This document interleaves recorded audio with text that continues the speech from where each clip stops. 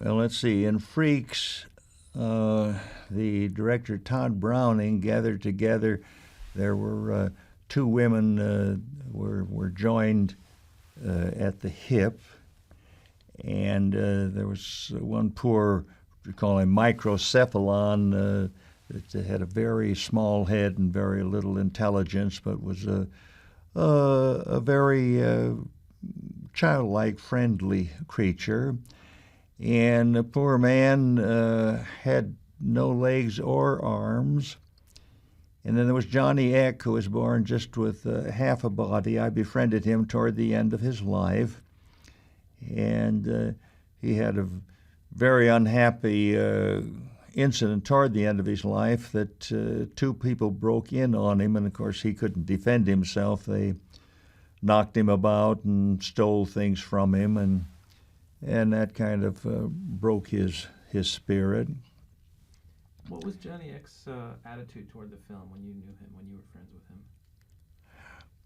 Well, Johnny Eck, he had kind of a sour feeling, not because of the script or the acting or anything, but I don't think he was very well rewarded financially.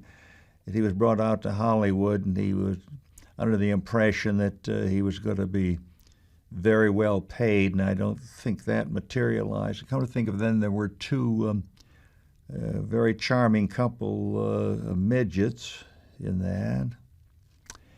And, of course, there was Olga Baklanova, a Russian actress, and she, in the film, treats the freak so miserably that they all gang up on her and carve her face up and her body, and she winds up with the body of a chicken and a terribly scarred face. That was something was worthy of Lon Chaney Sr., I would say, in that sequence.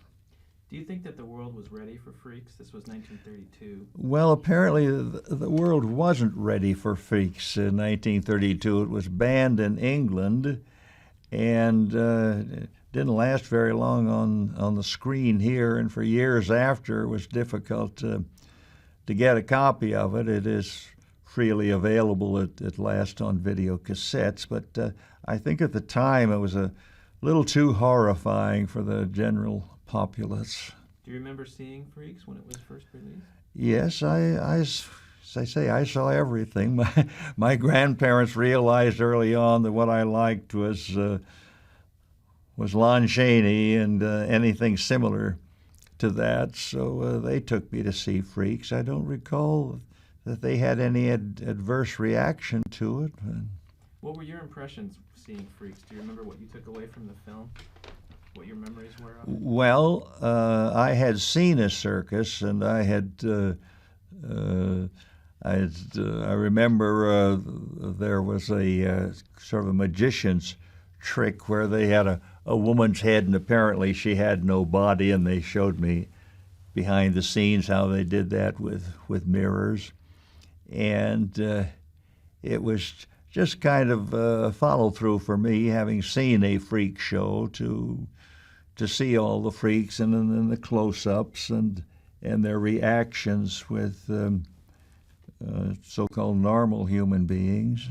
Do you feel that the movie is, some people accuse the movie of exploiting the freaks, and some people feel it's sympathetic toward them? What's your opinion? What do you feel? I side with the people who feel it's a sympathetic treatment of freaks. I believe the freaks were all separated at MGM except Johnny Eck. He told me for some reason or other he was accepted along with all the so-called normal individuals. I had actually heard Johnny Eck was Todd Browning's favorite. Is that true? I believe so, and I can understand why, having known him toward the end of his life. One day there were a dozen fans of Johnny Eck here in my home, and I suddenly realized, well, I can pick up the phone and call him, and each of his fans can talk to him. So they did that. And then at the end, I came on, and he said, "Forry, you'll never realize what you've done for me." He said, "Today is my birthday, and you've made me 10 years younger to hear from all of my fans."